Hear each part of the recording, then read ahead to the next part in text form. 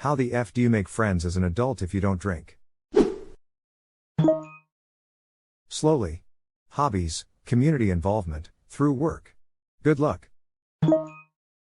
If you like doing things with your hands, wood/metal work/fabrics, etc., electronics, or programming, hacker/makerspaces are great. They usually have themed events and classes, as well as social events. That's where I made my current friends when I moved to a new city.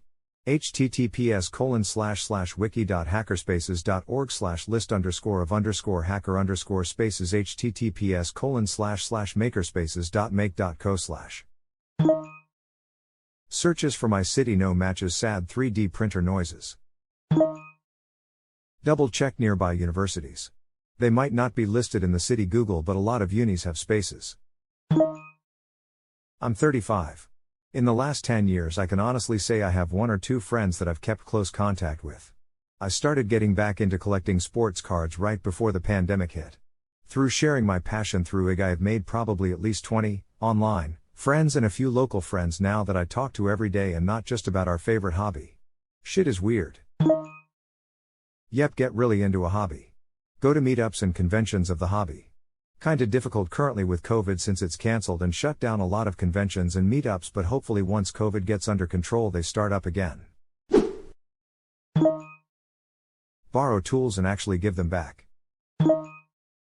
I've got to consider you a top tier friend before I'm lending you any tools. A neighbor borrowed one of my cordless drills, and actually gave it back. However, I won't lend him any more tools. Why? He thought the drill was too dirty, so he cleaned it in a dishwasher.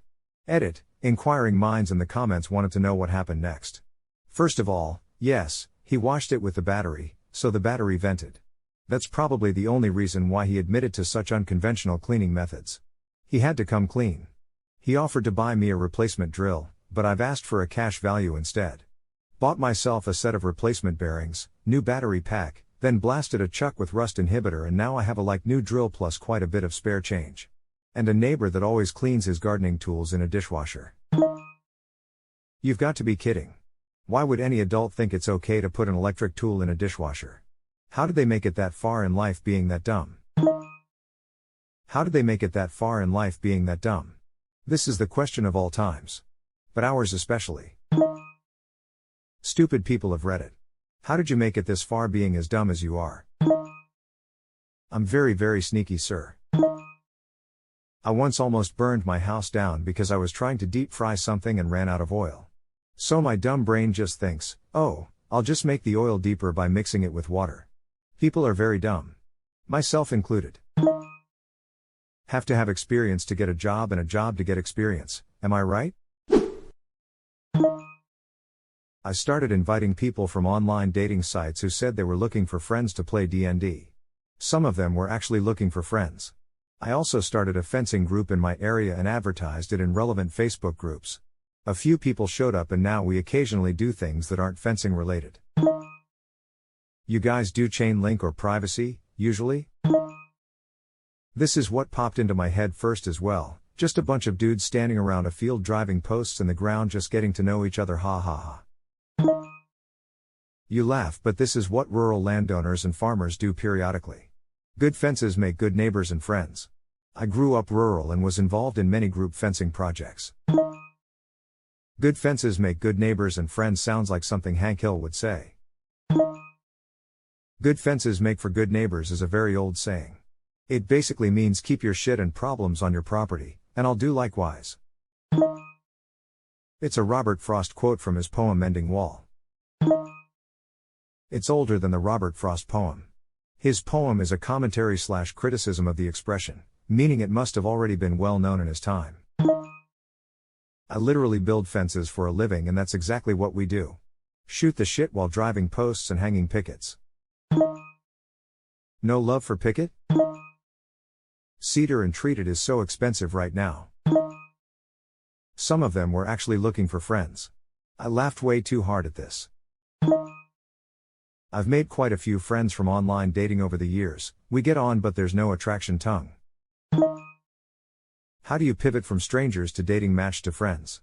All I get is people I met and never hear from again. In my experience it usually involves going on an actual date with them. Sometimes it's just not there for a relationship, but you can still appreciate them as a person, friend. Other times we end up following each other on social media and becoming friends through that. Way back when a certain site had analytics published and insightful blogs, it came out that dating, in the main, varies by location. My major metro is full of young, ambitious 20-somethings who've moved across country to make it. That's a different mindset than someone who has lived their life in a community and instead views the app as a way to meet across the sliding doors, the commuter that's always just 15 minutes later than you, the people who walked on the other side of the street, etc. So, while it may be possible, the likelihood and frequency in, say, St. Paul versus New York City are going to be way, way different. I used to live in a small town too. The online dating pool is like 40 people. And you know several of them.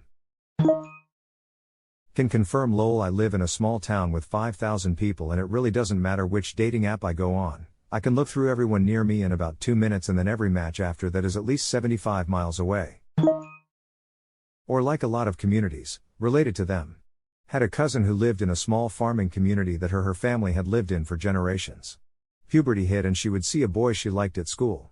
She quickly learned she needed to double check the name quickly with grandma to see if they were related.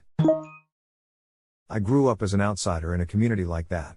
3 main families had inhabited the area for 150 years, and were so intermarried, it was almost impossible for the kids to not be related. I'm pretty sure there's an app for people in Iceland to see if they're related before they hook up. Continue this thread. One of my best friends is from an island and the local library has a big history of the island/genealogy project ongoing, which is officially there for making sure the history of the island doesn't get lost, but apparently the main thing people actually use it for is checking whether they're related to someone they want to have sex with. One of my good friends came from Tinder. We met for 2 dates. After second date I asked him what's up. He said he is not attracted physically at all, but he likes hanging out. I liked hanging out with him as well. It's really nice and fun and relaxed. So from then on we hung out in many restaurants and trips abroad together as friends. He's a fun buddy to do fun stuff with. Now we're planning to double date with our SOs, maybe even a couple's trip together. On dating apps I always did a fun first date. Go-karts, Top Golf, small concert. If you go right at, dinner, movie, fuck. You won't really learn much about each other. You might meet someone fun, and if not, you can duck out and they can find a new group. My approach was always coffee or happy hour for a first meet. It's not even a date, just 2 people, who are in the market to meet someone, having a conversation and seeing if there is potential chemistry. This was when I was single in my early 40s after a divorce. I was upfront. A first meeting would be the same as if we were both in line at Starbucks and we struck up a conversation in line, got our coffee and kept talking. This was one way people met in the great before online dating. Advantages to this approach: even if you buy, you are out less than $20. You aren't locked into a long activity if the spark isn't there. Dinner, you are captive till the meal is done. It reduces the pressure of being a date, but you know that the other person is, likely, available if things go well. The most important thing, I think, is that you go into it with zero expectations and with only the goal of spending some time getting to know another human being. The most important thing, I think, is that you go into it with zero expectations and with only the goal of spending some time getting to know another human being. Great takeaway. I've got the talk I'm not interested in that way, and just asked if they wanted to be friend. Then I've kept contact and creeped my way into a friendship. This only works if nothing major happened. I'll be honest, if you and your friends fence, why wouldn't you just be constantly sword fighting? What does sword fighting have to do with buying stolen goods? I've had so much trouble trying to fence this stolen rapier. People just keep trying to fight me. A few years back I wanted to get into fencing. Looked up fencing with my mom. Got a bunch of companies that will fence your yard. Related, I drink a fuck ton and I don't have many friends. Me too. I can't believe I finally found you, friend. Yes, Therese, 3 of us. What can we do to make this official? Room for one more? Yes. OMG guys. We're like 4 friends for life now. Be sure to only talk once a month like true friends. A few times a year like most friends? Do you have a basement? It's easier to keep your friends if you lock them in one. Living in his basement. Can confirm this. Am currently in recovery and have absolutely no fucking friends. 4 years into recovery, heroin, and 0 friends. Moved to a new state to get clean and just talk to family and people at work. But I'm in my 30s and had a really fun, robust social life until my late 20s when I somehow got into heroin. So I don't feel like I'm missing anything, though it'd be nice to hang. If I went to NA/AA I'm sure I'd find friends, but there's too much relapsing in those rooms and I'm sick of people I know dropping dead. A little over 5 years clean from heroin here. Made some close acquaintances in NA early on, but so many of my friends have died that I think my brain just doesn't let me get close enough to anyone to be friends. I quit going to NA after a few years clean, and while I greatly appreciate the support I got from the rooms early on, I just kind of drifted away from it. It's weird. I've always been a really sociable person and I had so many friends in high school. I went to prison for a while in my early 20s and my cellmate, a guy in his 60s, told me that you can only count your true friends on one hand and you can find out who they are by calling them from prison and seeing if they answer. Only 2 of them answered and they're both dead now. I still sometimes talk to a guy I was really close with for most of my childhood, but we don't hang out or anything. I have a girlfriend and I play Destiny online with a few people pretty regularly. They're probably the closest thing I have to friends. I just don't see myself ever making new friends and, honestly, I'm not even very sad about that. Maybe it was all the time in jails, prison, and rehabs, but I just kind of learned to be okay alone. I didn't get any other choice, you know? Shit can be extremely fucked. Trying to get sober myself. If you get lonely and want to chat or play video games, DM me. You see someone doing something you do or like to do or are curious, hit M with a compliment and then with a follow-up question. Met some of my best friends because I liked the colon they were wearing, ha ha ha. Edit, cologne. Keeping the error. I am not myself today. Edit, damn you people in the unrelenting colon comments. Edit, thank you for running the train on me with rewards.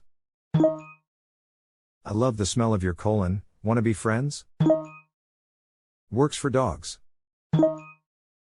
My dog sniffs other dogs and then is extremely insulted when they try to sniff her. She's basically like, WTF, this dog is crazy. Macy, you literally sniff their butt. Every time she walks away with a surprised Pikachu face that they attempted to sniff hers. She has lots of do as I say not as I do views about the world, though. Edit, dog tax. My dogs have some interesting dog logic too. Dogs be like. Good analogy. The trick is to be positive, always be in a prostate. I find offering free Superb Owl tickets draws a lot of potential friends. As long as you're not an asshole, you should be fine. What if they end up being a piece of shit though? Just tell them they need to spray more colon because they stink. Pretty clever. Snuck that one in the back door. If you're not sure what to say, you've just got to sphincter yourself. What would I want someone to say to me? I too appreciate a fashionable colon.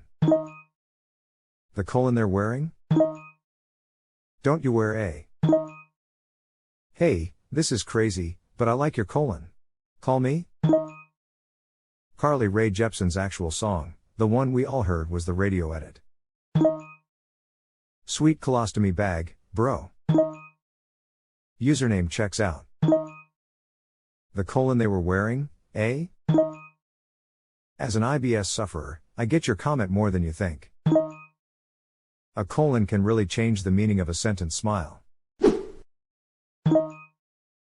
The closest I have gotten to making new friends is through, one, my kids' sports, just hanging with the other parents or coaching teams. I don't consider any of them to be friends, but we enjoy hanging out and shooting the breeze at games. But once sports are over, I'll never see them again, but if I run into them randomly, I'm sure we'll chat for a minute. Solid acquaintances. 2. Video games. Just having a regular group of randoms in a server regularly is nice. I play a racing game and the others are typically all from other countries, but text chat is fun and it's at least interaction with people I don't live with. If I really wanted friends, I'd probably have to go back in time and do a better job keeping in touch with my old group of buddies. Beyond here is an edit due to it's never too late to keep in touch. Reply, edit, yes, I agree it's usually never too late, but when you literally don't even know what to say, or talk about with an old friend, who is a very good friend, and you are hoping that you can just talk about their kids' sports, I think it is pretty damn late. But this happens to millions of people, it's normal, and I don't dwell, or recommend anyone else dwell on it. My parents, mid-70s, moved into a 55-plus housing community, houses not assisted living, and they've made friendly with neighbors, play cards, pop in for a drink on occasion, so maybe it gets easier later.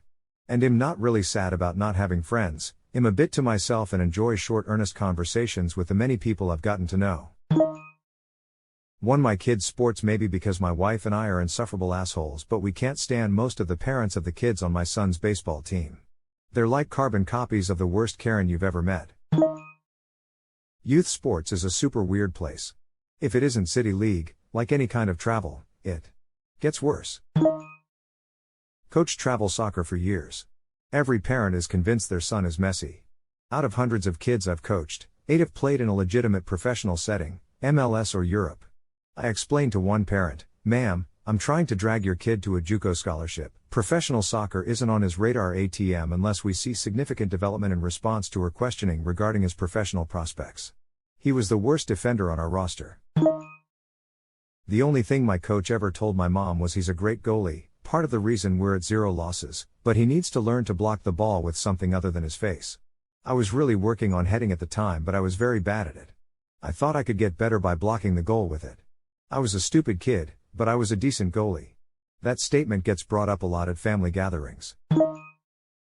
Mr. Sterling, it's an honor meeting you, sir.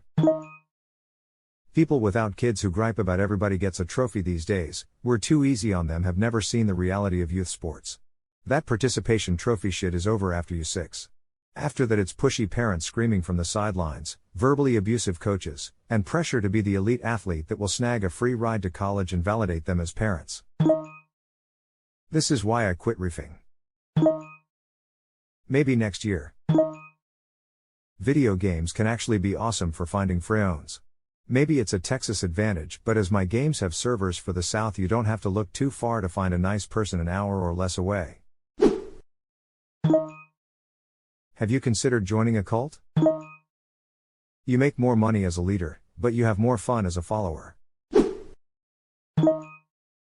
Join clubs, meetups, activities, hobbies, work, volunteer, online, or simply go out to socialize during the day or early evenings.